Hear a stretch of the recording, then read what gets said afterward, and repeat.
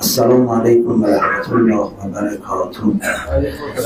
أعوذ بالله من الشيطان الرجيم. بسم الله الرحمن الرحيم. الحمد لله رب العالمين، والصلاة والسلام على سيدنا ومولانا وأبي القاسم اللهم صل على الطاهرين المعصومين المكرمين سيما بقية الله في الأرضين. الحمد لله الذي هدانا لهذا وما كنا لنهتدي لولا أن هدانا الله. أعوذ بالله من الشيطان الرجيم. بسم الله الرحمن الرحيم. أرأيت الذي يكذب بالدين فذلك الذي يدعو اليتيم ولا يحض على. بحث تفسیری به این سوره رسیدیم که به نام سوره ماعون معروف هست. আউযু বিল্লাহি মিনাশ শাইতানির রাজিম। বিসমিল্লাহির রহমানির রহিম। আমরা বিগত দিনগুলোতে তাফসীরের এই পর্যায়ে এসে পৌঁছেছি। সূরা মাউনের যে বিষয়বস্তুগুলো আলোচনা করা হয়েছে সংক্ষেপে এমনই যে যারা দুনিয়াতে পরকালকে মিথ্যা ভাবে যে পরকাল নাই, তাদের যে জীবনযাত্রা আর যারা পরকালকে বিশ্বাস করে তাদের জীবনযাত্রার মধ্যে পার্থক্য রয়েছে। خداوند به پیامبر میفرماید که پیامبر آیا ندیدون کسی که روز قیامت رو تکذیب کرد؟ মহান আল্লাহ রাব্বুল আলামিন প্রিয় নবীকে বলছেন, হে মুহাম্মদ আপনি কি দেখেননি যারা পরকালকে অবিশ্বাস করে তাদেরকে? چیشو ندیدی؟ এখানে কি দেখেননি؟ فذلک الذی یدعو الیتیم، همون کسی که روز قیامت رو تکذیب میکنه یتیم رو در واقع ترک میکنه و به یتیم نمیرسه। এবং পরবর্তী অংশে বলা হচ্ছে যারা পরকালকে অস্বীকার করে এরা তারাই যারা ইয়াতিমদেরকে তাড়িয়ে দেয় یتیم رو با میگذاره، رها میکنه এবং ইয়াতিমদের কোনো সাহায্য সহযোগিতা করে না। ولا يحض على طعام المسکین، و همین فرد این کسی که قیامت رو تکذیب میکنه این فرد در مقام عمل هیچ در واقع التفات نسبت به طعام مسکین نداره، طعام فقیر نداره، نسبت به گرسنگی در واقع فقیر هیچ در واقع التفاتی نداره। এবং ওই ব্যক্তি যে পরকালকে অস্বীকার করে সে আরো কি করে, কি ফকির মিসকিন গরিব যারা আছে তাদের ক্ষুধায় থাকলো, দুমুঠো ভাত খেতে পারলো কি পারলো না এ বিষয়ে তার কোনো চিন্তা নাই। دیگران رو هم بر نمی‌انگیزونه برای این امر، এমনকি সে তো নিজে তাদেরকে সহযোগিতা করে না, এমনকি অন্যদেরকেও উৎসাহিত করে না এই ফকির অসহায় মিসকিনদেরকে সাহায্য করার ক্ষেত্রে। بعد خدا می‌فرماید فویل للمصلین، وای به حال کسانی که نماز می‌گذارن। এরপর রব্বুল আলামিন বলছেন যে আফসোস যারা ওই নামাজ পড়ে।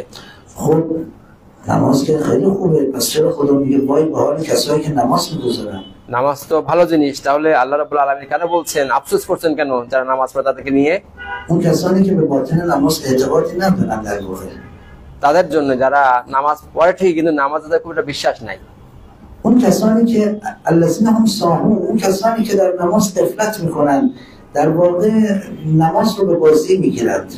এবং প্রকৃতপক্ষে তারা যারা নামাজ পড়ে কিন্তু নামাজকে একটা ক্রীড়া মনে করে, নামাজকে একটা নামাজের মধ্যে উদাসীন থাকে। والذین هم یراؤون، اون کسانی که قیام میکنند এবং যারা হচ্ছে রিয়া করে থাকে। و یمنعون الماعون، و مردم رو نسبت به احتیاجات و ضروریات زندگی منع میکنن، از مردم منع میکنن، به اونها نمیرسن। এবং ওই ব্যক্তি যারা মানুষের দৈনন্দিন জীবনে যা প্রয়োজন পড়ে ছোটখাটো জিনিস সেগুলো দেয় না, সেগুলো বঞ্চিত রাখে। این نمای کلی سوره است। এটা হচ্ছে এই সূরার হচ্ছে সারসংক্ষেপ। شما براتون باید این سوره حذف بشه که چه ارتباطی بین الذین یکذبون بالدین فویل للمصلین یه دفعه خدا گفت، اینا چه ارتباطی هست؟ আপনাদের এই জিনিসটা বুঝতে হবে যে যারা পরকালকে অস্বীকার করে তাদের সাথে যে ফাওয়াইলুল লিল মুসাল্লিন মানে যারা নামাজ পড়ে তাদের প্রতি আফসোস করেছেন আল্লাহ রাব্বুল আলামিন। خدا ابتداء میفرماد که ارایت الذی یکذب بالدین، آیا ندیدی این کسی که دین رو تکذیب میکنه؟ আল্লাহ রাব্বুল আলামিন শুরুতে বলছেন কি তোমরা কি দেখোনি তাদেরকে যারা পরকালকে অস্বীকার করে? این دو تا میتونه باشه، এখানে দুইটা অর্থ হতে পারে। یا کسی که کافر ملحد اصلا دین رو تکذیب میکنه، خدا رو تکذیب میکنه. একটা হচ্ছে যারা কাফের আছে, ঈমান নাই, যারা আল্লাহকে অস্বীকার করে তারা। یا اینکه نه در ظاهر مسلمانه اما در باطن کافره، یعنی منافق. অথবা না, তারা বাহ্যিকভাবে মুসলমান, চেহারায় মুসলমান, কিন্তু ভিতরে ভিতরে কি আল্লাহর প্রতি অত ঈমান রাখে না, মুনাফিক। فویل للمصلین اشاره به این داره. আর ওই যে বলছে নামাজের প্রতি আফসোস করেছেন, তারা হচ্ছে এই মুনাফিক শ্রেণীর মানুষ। خب دین یعنی چی اینجا؟ এখন এখানে দিন শব্দের অর্থ কি? یعنی روز جزا، روز قیامت. প্রতিদান দিবস, কিয়ামত দিবস। کسی که روز قیامت رو در واقع تکذیب میکنه، این تبعات و پیامد رفتارهای اجتماعی که انجام میدهیم، اخلاقیاتی که داریم به پشتوانه خواهد داشت. কথা অর্থ হচ্ছে আমরা এই সমাজে যত মানুষ আছি, আমরা যে কাজগুলো করি, যে চিন্তাগুলো করি, তার একটা কিন্তু একটা ব্যাকিংস আছে। پشتوانه اخلاق ما و رفتارهای اجتماعی ما چیست؟ আমাদের সেই নৈতিক এবং আদব কায়দার মূল সেই উৎস কি? شما برای چی نماز میخونید؟ আপনারা নামাজ কি জন্য পড়েন? برای چی روزه میگیرید؟ কি জন্য আপনারা রোজা রাখেন? برای چی به دیگری کمک میکنید؟ আপনারা কি জন্য, কি উদ্দেশ্যে অন্যদেরকে সহযোগিতা کরেন, সাহায্য করেন? برای چی ظلم نمیکنید؟ কি জন্য, কি কারণে আপনারা অন্যের প্রতি জুলুম করেন না, অন্যায় করেন না? این یه اخلاقه، این رفتار اخلاقی است که از شما داره سر میزنه. এটা এক ধরনের আদব বা আখলাক যেটা আমাদের মাধ্যমে প্রকাশ পায়। حالا اخلاق عبادی میخواد باشه، میخواد اخلاق ارتباطاتی و اجتماعی باشه. এখন কখনো আমাদের ইবাদত সংক্রান্ত আখলাক, নৈতিকতা, আবার কখনো আমাদের সামাজিক এবং হচ্ছে নৈতিকতা। دقت بفرمایید. একটু আপনারা মনোযোগ দিয়ে বিষয়টা শুনুন। در فلسفه اخلاق چی مطرح میشه؟ দর্শনে আছে এই বিষয়ে কি বলা হয়েছে? اصل فلسفه اخلاق بر این محور هستش که اساسا فلسفه اخلاق چیست؟ মানে মূল কথা হচ্ছে আখলাকের দর্শন তাৎপর্যটা কি? چرا ما باید اخلاقیات رو رعایت بکنیم؟ কেন আমাদের আখলাক বা নীতি নৈতিকতা মেনে চলা উচিত? فلسفه خوب و بد چیست؟ ভালো এবং মন্দের দর্শন কি? فلسفه باید و نباید چیست؟ আচ্ছা, এই কাজটা অবশ্যই করতে হবে, এই কাজটা করা যাবে না, এই করা যাবে না, এর দর্শনটা কি? چرا ما به بایدها التزام داریم و به نبایدها رو هم انجام نمیدهیم؟ কেন আমরা যেগুলো আবশ্যিক করণীয় সেগুলো করি আর যেগুলো করা নিষেধ সেগুলো থেকে আমরা নিজেকে দূরে রাখি? فلسفه خوب و بد چیست؟ এখন ভালো এবং মন্দের দর্শন বা তাৎপর্য কি? چرا بعضی چیزا در نسل ما خوبه رفتارها، بعضی رفتارها در نسل ما بده؟ কেন আমাদের কাছে কিছু আচরণকে আমরা খারাপ বলি, আবার কিছু আচরণকে ভালো বলি?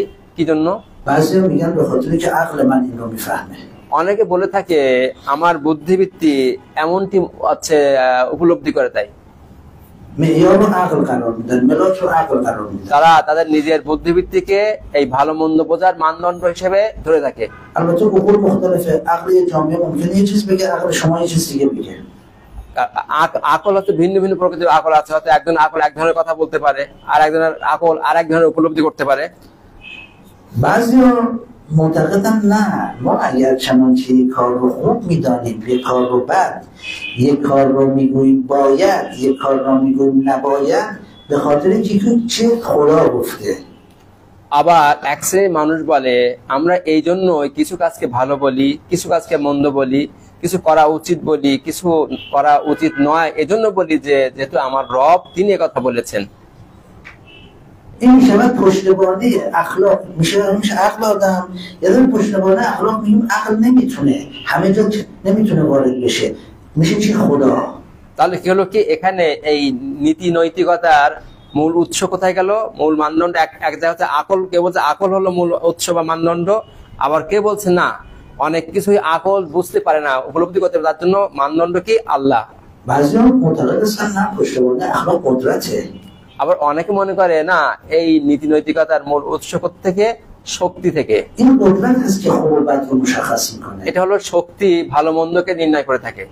این قدرت هست که باید و نباید رو مشخص میکنه. শক্তি যেটা করব যেটা করব না সেটা নির্ণয় করে থাকে। بعضی معتقدن نه، پشتوانه اخلاق لذت طلبی هست. আবার অনেকে মনে করে থাকে এই আখলাক বা নীতি নৈতিকতার মূল উৎস বা কাহিনী কি? তৃপ্তি লাভ করা। این منافع و لذت ها هستش که باید و نباید ها رو برای من مشخص میکنه. আমার নিজের স্বার্থ এবং তৃপ্তি, আমি কোনটা করব কোনটা করব না, কোনটা ভালো বা কোনটা মন্দ, সে নির্ণয় করে থাকে। خوب و بد رو مشخص میکنه.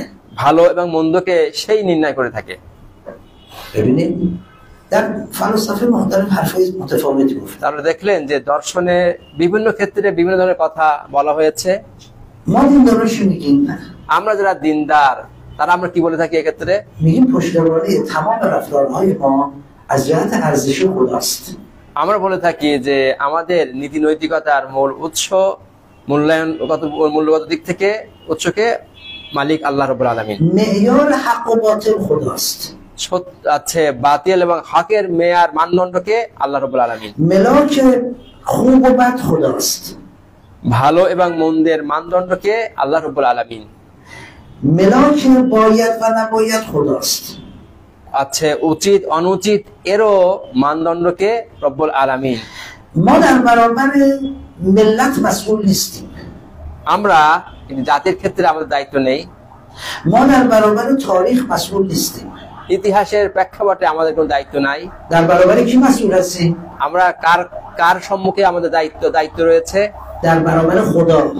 আল্লাহর সম্মুখে আমাদের দায়িত্ব রয়েছে। باید به خدا پاسخ بدیم. অতএব আমাদের জবাবদিহিতা কাকে করতে হবে? আল্লাহকে। روز جزا چیه؟ প্রতিদান দিবস অর্থ কি? قیامت چیه؟ কিয়ামত কি? پاسخدهی به خداست دیگه. সেই আল্লাহর সেই জবাবদিহিতার দিন হচ্ছে সেই। پس شما چرا روزه میگیرید؟ তাহলে কেন আপনারা রোজা রাখছেন? به خاطر اینکه خدا گفته. এই জন্য যে রব্বুল আলামিন এই নির্দেশ দিয়েছেন। چرا به مستمند کمک میکنید؟ কেন আপনারা অসহায় মানুষকে সাহায্য করে থাকেন? چرا ظلم نمیکنید؟ কেন অন্যায় করেন না? چرا دروغ نمیگید؟ কেন মিথ্যা বলেন না? همش به خاطر اینکه خدا گفته نباید این کارو بکنید. এই সব কিছুর মূল কারণকে রব্বুল আলামিন তিনি বলেছেন এগুলো যাতে আমরা না করি। پس فلسفه اخلاق ما الهی هست. তাহলে আমাদের এই আখলাকের যে দর্শন, এই দর্শনটা কি বলা হয়? ঐশী দর্শন বলা হয়। خب اگر چنانچه ما خدا رو از اخلاق بگذاریم کنار چه نتیجه‌ای میگیریم؟ এখন যদি আমাদের আখলাক বা নীতি নৈতিকতা থেকে আল্লাহকে আলাদা করে রেখে দেই, তাহলে আমাদের কি হবে? কি دیگه نباید پاسخ به خدا بدیم دیگه. তখন তো আর আমাদের জবাবদিহিতা করতে হবে না আল্লাহকে। دیگه پاسخگو نباید باشیم دیگه. তখন আর আমরা কাউকে আমার কি করলাম বা না করলাম এর কোনো উত্তর আমাকে দেওয়া লাগবে না। دیگه کسی ما رو عقاب نمیکنه و پاداش به ما نمیده. তখন কেউ ভালো কাজের জন্য আমাকে প্রতিদানও দেবে না, আবার মন্দ কাজের জন্য তিরস্কার বা শাস্তিও দেবে না। حالا شما در نظر بگیرید در دانشگاه هیچ امتحان و مدرکی وجود نداشته باشه. এখন যদি আপনারা একটু কল্পনা করেন, যদি কোনো বিশ্ববিদ্যালয়ে কোনো পরীক্ষা এবং সার্টিফিকেট না থাকতো, কি হতো? دانشجو اصلا برای چی درس بخونن؟ তখন ছাত্ররা কি জন্য লেখাপড়া করবে বলেন? شما برید دانشگاهی که بهتون مدرکی نمیدن اصلا. আপনারা জান যে একটা ভার্সিটিতে ভর্তি হন যেখানে কোনো সার্টিফিকেট দেয় না, যাবেন? و اصلا در واقع هیچ فایده براتون نداره، هیچ پرسجو ازتون نمیکنن. এবং ওই ভার্সিটিতে আপনাদের কোনো প্রশ্ন উত্তর করা হয় না, কোনো আছে স্বার্থ কোনো আপনাদের আছে উদ্ধার হয় না। خب در اونجا شما اون کسی که تلاش میکنه چه فرقی میکنه با اون کسی که تلاش نمیکنه؟ এখন এই ভার্সিটিতে যে পড়াশোনার চেষ্টা করে আর যে চেষ্টা করে না, এই দুইয়ের মধ্যে পার্থক্য কি আছে? هیچ فرقی نمیکنه. কোনো পার্থক্য এখানে নাই। কিন্তু پس چرا باید من تلاش بکنم؟ তাহলে কেন আমি চেষ্টা করব? اصلا این خلاف عقل نیست تلاش کردن من. তাহলে এই অবস্থায় আমার চেষ্টা করাটা আমার বুদ্ধি বিরোধী কাজ না? اگه من قرار نیست به خدا پاسخگو باشم اصلا پاسخگویی معنا دیگه پیدا نمیکنه. যদি এমনই হয় যে আল্লাহর কাছে আমাদের কোনো জবাবদিহিতা করতে হবে না, তাহলে তার জবাবদিহিতার কোনো বিষয় এখানে নাই। پاسخگویی به وجدان یعنی چی؟ এখন নিজের বিবেকের কাছে যে জবাবদিহি করতে হয়, এ কথার অর্থ কি? پاسخگویی به تاریخ یعنی چی؟ এখন ইতিহাসের কাছে জবাবদিহিতা করতে হয়, এ কথার অর্থ কি? پاسخگویی به انسانیت یعنی چی؟ মানবতার কাছে যে জবাবদিহিতা করতে হয়, এ কথার অর্থ কি? هیچ کدوم از اینا نمیتونند مانع من بشن. এবং এর কোনোটাই কিন্তু আমাকে কাজের ক্ষেত্রে কোনো বাধা দিতে পারে না, چون هیچ کدوم واقعیت خارجی ندارن. কারণ এগুলোর কোনোটারই মানে বাহ্যিক ভাবে কোনো রিয়ালিটি নাই। پس اگه خدا رو از اخلاق بذاریم کنار چی میشه؟ همه چیز مباح میشه، همه چیز برای من آزاد میشه. তাই অতএব এই নীতি নৈতিকতার ক্ষেত্রে যদি আল্লাহকে এখান থেকে বাইরে রাখা হয়, আল্লাহর জবাব দিতে থেকে যে বাইরে রাখে, তাহলে কিন্তু সবকিছু আমাদের উন্মুক্ত হয়ে যায়। نیچه چی میگفت؟ নিচে কি কথা বলেছিলেন؟ حالا من عبارتشو به کار نمیبرم، زننده است. میگفت خدایی نیست. حالا اون میگفت خدایی نیست. چون خدایی نیست پس همه چیز مباح است. আমি তার সেই হুবহু কথাটা আমি তুলতে চাচ্ছি না এখানে, কারণ অনেক ধরনের এখানে হচ্ছে নেতিবাচক শব্দ ব্যবহৃত হয়েছে। কিন্তু আমি সংক্ষেপে বলতে চাই, তিনি বলেছিলেন যে আল্লাহ নাই, যেহেতু আল্লাহ নাই তাহলে আমাদের সবকিছু হালাল হয়ে গেল। اما البته نعوذبالله اون میگفت خدا مرده است پس همه چیز مباح است. সে বলেছিল নাউজুবিল্লাহ যে আল্লাহ মারা গেছে বিধায় আমার জন্য সবকিছু কি হয়ে গেছে, কি বৈধ হয়ে গেছে। حرفش چه حرفیه؟ এই কথাটা কি ধরনের কথা? یعنی میخواد بگه اگه خدا نباشه همه چیز دیگه برای ما مباحه، همه چیز برای ما فراهم، ما آزاد هستیم. এই কথার অর্থ হচ্ছে যদি খোদা না থাকে তাহলে আমি স্বাধীন হয়ে গেলাম, আমার কোনো প্রতিবন্ধকতা নাই, আমি যা ইচ্ছা তাই করতে পারি। بل یرید الانسان لیفجر امامه، انسان میخواد جلوش کاملا باز باشه. রব্বুল আলামিন বলছেন পবিত্র কোরআনে, ইরশাদ করছেন কি মানুষ চায় যে তার কোনো সামনে কোনো প্রতিবন্ধকতা না থাকে, স্বাধীন থাকতে চায়। نفسی رو میخواد دیگه، دقت میکنید؟ আমাদের নাফস এটাই তো চায়। خب حالا شما در نظر بگیرید عزیزان، اگر چنانچه من خدا پشتوانم نباشه هر کاری میکنم، چرا نکنم؟ এখন আপনারা একটা কল্পনা করেন, যদি এই সমস্ত ক্ষেত্রে আল্লাহর কাছে জবাব দিতে না থাকে তাহলে আমিও তো ওইরকম সমস্ত কাজ করতে পারি।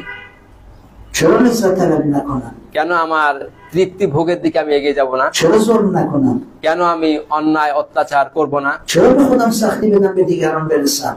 কেন নিজের উপরে কষ্ট দিয়ে আমি অন্যকে সহযোগিতা করব? چه معنای دل هستن؟ এই সমস্ত কাজের অর্থ কি? به کسی که نباید پاسخگو باشم. কারণ আমার তো কোথাও জবাবদিহিতার জায়গা নাই। چرا کیف دنیا رو نبرم؟ কেন আমি পৃথিবীর তৃপ্তি ভোগ বিলাস আরাম আয়েশ করব না? چرا لذت دنیا رو نبرم؟ কেন পৃথিবীর হচ্ছে তৃপ্তি ভোগ করব না? حداقل این خلاف عقل الان منه.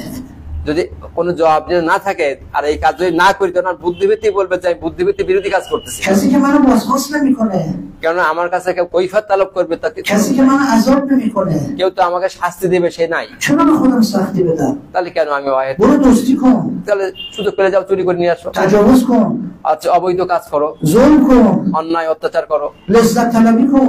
যত প্রকারের তৃপ্তি আছে اصلا این همه حرف مفته، به هیچ کس نباید پاسخ بدی.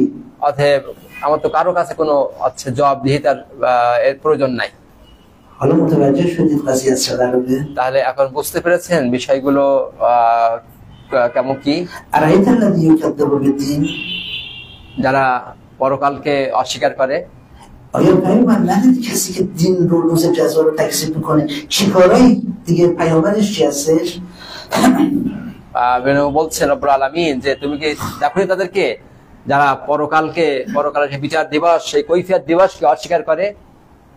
همون که یتیم رو رها میکنه، যে ওই পরকাল বিচার দিবসকে অস্বীকার করে সেখানে ইয়াতিমকে তাড়িয়ে দেয়। یتیمی که قلب انسان رو میسوزونه، حتی قلب ظالم ها رو میسوزونه، این رها میکنه.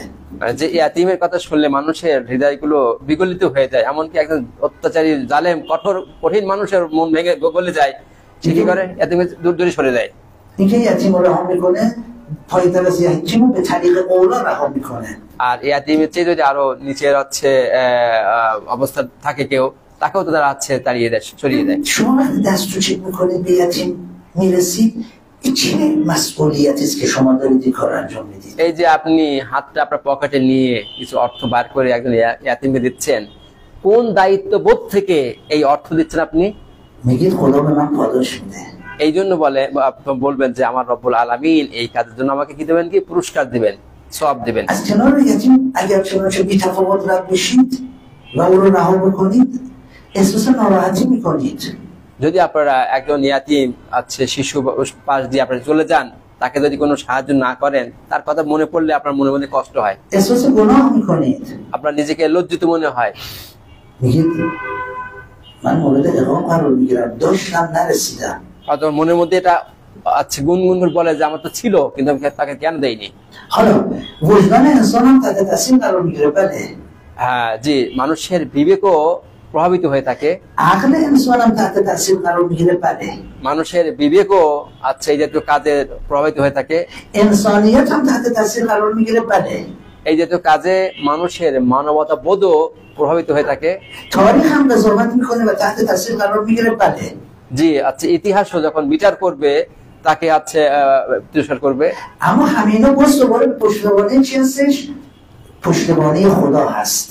এসব কিছু সঠিক, আর এর পিছনে মূল শক্তিকে রব্বুল আলামিন তিনি আছেন। میشه وجدان الهی، আসলে মানুষের সেই ঐশী বিবেক বা ঐশী উপলব্ধি میشه انسانیت الهی، এবং ঐশী মানবতা বোধ, میشه عقل الهی. তখন যে ঐশী বুদ্ধিমত্তা। حالا شما خدا رو بذار کنار، এখন আপনি কি পারবেন আল্লাহকে বাইরে সরিয়ে রাখতে? چیکار میکنه؟ তখন কি হবে? میبینید الان جنایتکارا داره چیکار میکنه؟ এখন যারা অত্যাচারীরা কি করে থাকে, وقتی خدا رو بذارن کنار چیکار میکنن؟ به خدا که نمیخوان پاسخ بدن، لزوم آزاد و راحت ببینید که انسانها رو میکشن. যখন মানুষ অত্যাচারীরা যারা আল্লাহকে বিশ্বাস করে না, তখন কত সহজে যায় একজন মানুষ হত্যা করে থাকে। شما تعجب میکنید اینا چه جوابی باید به خود اعتقادی به خدا ندارن. তাদের তো এই সমস্ত যারা কাজ করে তাদের তো আল্লাহর প্রতি বিশ্বাস নাই। اگر منافع و لذت‌های جمعی خودشون نباشه تا از کشور خودشون بیرون تمام استانداردها رو از بین میبرن، به هم میزنن. যদি তাদের সেই তৃপ্তি ভোগের বিষয়টা থাকে আর যে সুযোগ পায়, তার সমস্ত আইন কানুন ভেঙে তছনছ করে দেয়। برای یه سگ فرد رو به دادگاه میکشونن، 45,000 نفر رو قتل عام میکنن در خارج. একটা কুকুরের জন্য 40 জনকে কোর্টে বিচারের সম্মুখীন করে এবং এর জন্য একটা জাতিকে মেরে ফেলে। چرا؟ কেন? به خاطر اینکه به روز جزا اعتقاد ندارن. এই জন্য যে সেই প্রতিদান দিবস প্রতি বিশ্বাস নাই। میدونید شما میگید که بابا اینا یهودی و مسیحی هم به خدا اعتقاد دارن. আপনারা বলতে পারেন যে এরা তো ইহুদি, এরা মাসিহি, এদের তো খ্রিস্টান, এদের তো আল্লাহর প্রতি বিশ্বাস নাই। بله به خدا به عنوان خالق اعتقاد دارن. জি, তারা কিন্তু স্রষ্টা হিসেবে আল্লাহর প্রতি বিশ্বাস রাখে, اما به خدا به عنوان رب اعتقاد ندارن. কিন্তু আল্লাহ যে প্রতিপালক, সেই প্রতিপালক হিসেবে তারা বিশ্বাস করে না। به عنوان بازخواست کننده اعتقاد ندارن. রব্বুল আলামিন যে কৈফিয়ত তালাব করবে পরকালে, সেই কৈফিয়ত তালাব করার জায়গার দ্বারা বিশ্বাস بود پرستان به خدا اعتقاد داشتن. এমনকি যারা মূর্তি উপাসনা করে তারাও কিন্তু স্রষ্টার প্রতি বিশ্বাস রাখে, به خدای خالق. যে খোদা স্রষ্টা। نمیگفتن این بت من جهان رو خلق کرده.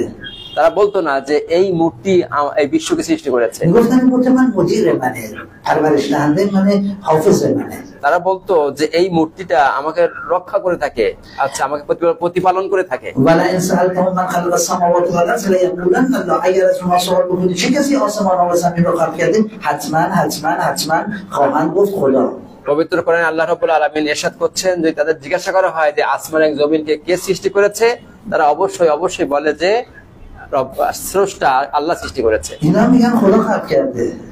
তারা বলে যাচ্ছে আল্লাহ সৃষ্টি করেছে, اما منافع اقتصادی پروردگارشون شده. কিন্তু তাদের অর্থনৈতিক লোভ বা স্বার্থ তাদেরকে প্রতিপালন করছে। نفس ملی پروردگارشون شده. তাদের জাতীয় যে নাফসানিয়াত, সেটা তাদেরকে প্রতিপালন করছে। فذلك الذي يدعو اليتيم رحمه فويل للمصلين. وای به حال کسانی که نماز می‌گذارند.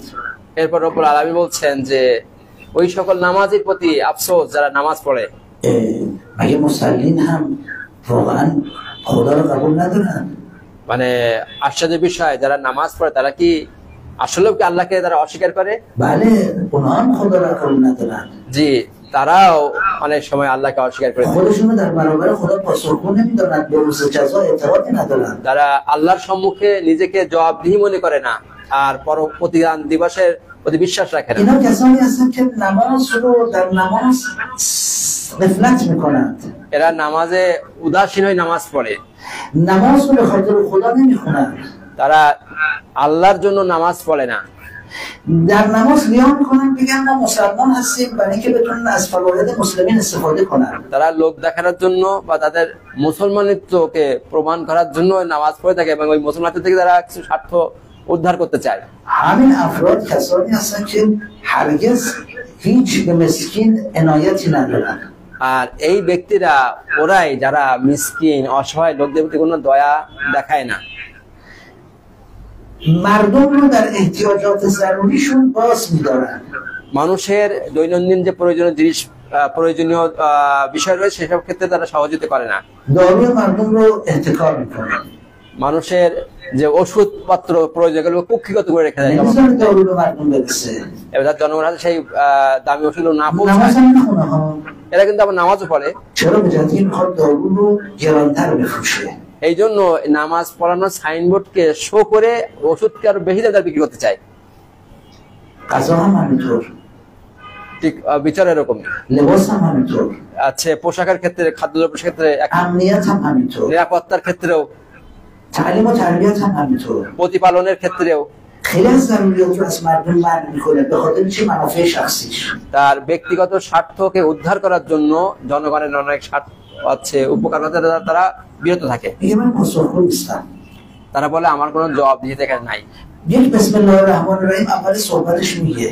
তারা কথা শুরুতে একবার বিসমিল্লাহ পাঠ করে, اما به اعتقادی نداره. কিন্তু এই বিসমিল্লাহর প্রতি তাদের আছে বিশ্বাস নাই।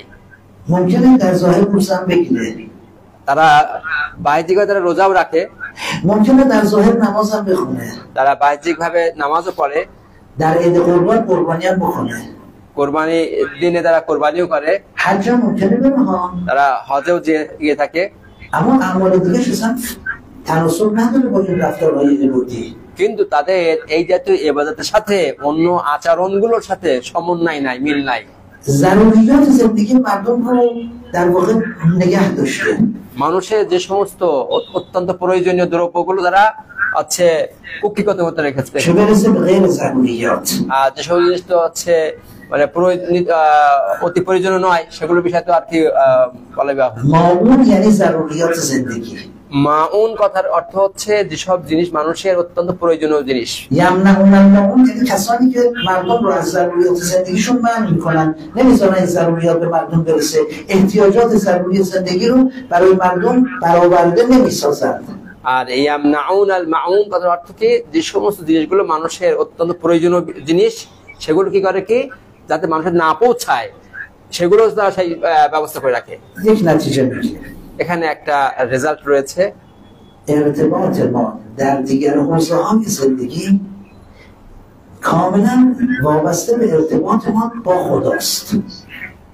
আমাদের বিভিন্ন ক্ষেত্রে যে আমরা সংযোগ স্থাপন করি এই সব কিছু নির্ধারণ করে কোথায়? আল্লাহর সাথে আমার সম্পর্কের উপর ভিত্তি করে। اگر ارتباط ما با خدا کامل و خوب بود، ارتباط ما با انسان‌ها هم در واقع تصحیح میشه، درست میشه. যদি আল্লাহর সাথে আমার সম্পর্ক ভালো এবং গভীর থাকে তাহলে জনগণের সাথে আমার সম্পর্ক ভালো এবং যথার্থ হবে। اگر ارتباط ما با خدا ضعیف بود، ارتباط ما با انسان‌ها متفاوت خواهد شد. একইভাবে যদি আল্লাহর সাথে আমাদের সম্পর্ক দুর্বল হয় তখন জনগণের সাথে আমাদের সম্পর্ক কি হবে কি আছে দুর্বল হবে। حالا شما از معلول به علت ببرید. এই কার্য থেকে ওই কারণের দিকে আপনারা আছে একটু ফিরে দেখেন। ببینید ارتباطتون با دیگران چطوره. এখন আপনারা একটু খেয়াল করেন আপনাদের সমগোত্রীয় লোকদের সাথে আপনাদের সম্পর্ক কেমন। اون موقع میفهمید که پشتوانه ارتباطتون با خدا چطوره. তখন বুঝতে পারবেন যে আল্লাহর সাথে আপনাদের সম্পর্ক কেমন আছে। انشاءالله که خداوند تبارک و تعالی به ما توفیق بده ارتباطمون با او یک ارتباط کامل و شفاف باشه. ইনশাআল্লাহ রাব্বুল আলামিন আমাদের এই তৌফিক দান করুন যাতে আমরা আল্লাহর সাথে একটি পরিপূর্ণ এবং গভীর সম্পর্ক আমরা তৈরি করতে পারি। ارتباط ما با خدا آینه ارتباط ما با مردم هست و طبیعت و جهان خلقت. আল্লাহর সাথে আমাদের যে সম্পর্ক তার দর্পণ হচ্ছে কি জনগণের সাথে এই প্রকৃতি জগতের সাথে আমাদের সম্পর্ক। اللهم صل على محمد وآل محمد وعجل فرجهم والسلام عليكم ورحمة الله وبركاته.